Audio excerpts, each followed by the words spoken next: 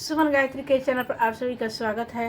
हम लोग देवी गीत गाने जा रहे हैं। आप लोग कुछ समय निकाल करके हमारे वीडियो को देखिएगा, लाइक और सब्सक्राइब करना ना भूलिएगा। हमारे चैनल को आप लोग आगे बढ़ाइए। हम लोग भी बहुत मेहनत करके जा रहे हैं। हम लोग का चैनल अभी बढ़ नहीं रहा है, तो गलती होगा तो क्षमा करिएगा। थोड़ा थोड़ा हमारे चैनल को भी आप लोग देखते रहिए। आप लोगों से रिक्वेस्ट है, गलती को क्षमा करिएगा। अपने मंदिरवा से निकले बुढ़िया मैया हो, बजाते आवे ना हो, बजाते आवे ना। माई के पैरे में पजनिया हो, बजाते आवे ना। माई के पैरे में पजनिया अपने मंदिरवा से निकले काली मैया हो, बजाते आवे ना हो, बजाते आवे ना।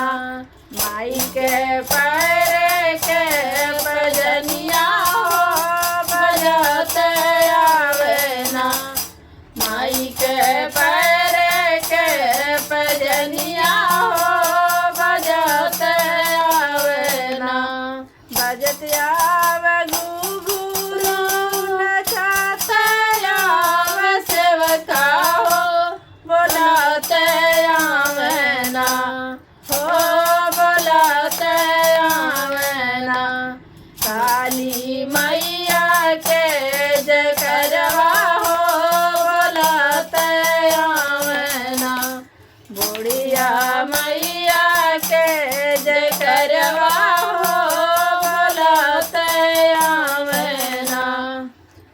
अपने मंदिरवा से निकले दर कुलही मैया हो, बजाते आवे ना हो, बजाते आवे ना। माई के पैरे के पजनिया हो, बजाते आवे ना। माई के पैरे के पजनिया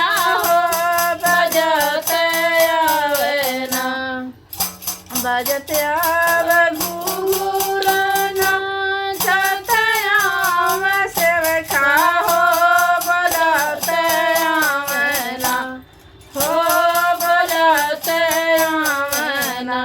करे कुलही मैया के जय करवा हो, बोलाते आवे ना। तर कुलही मैया के जय करवा हो,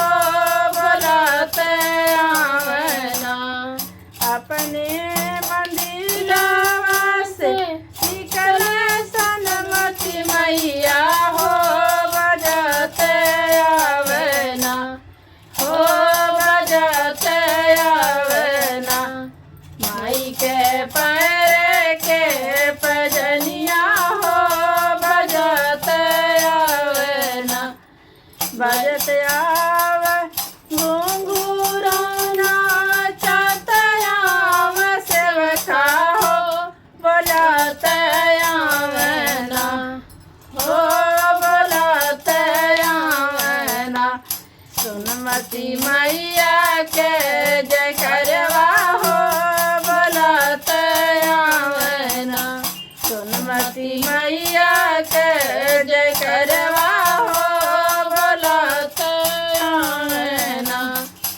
अपने मंदिरवा से निकले नाव दुर्गा, निकले नाव दुर्गा हो, बजाते आवे ना हो, बजाते आवे ना। माई के पैरे में पजनिया हो, बजाते आवे ना। बजते आवे चलते आवे सेवका हो, नचाते आवे सेवका हो, बोलाते आवे ना हो।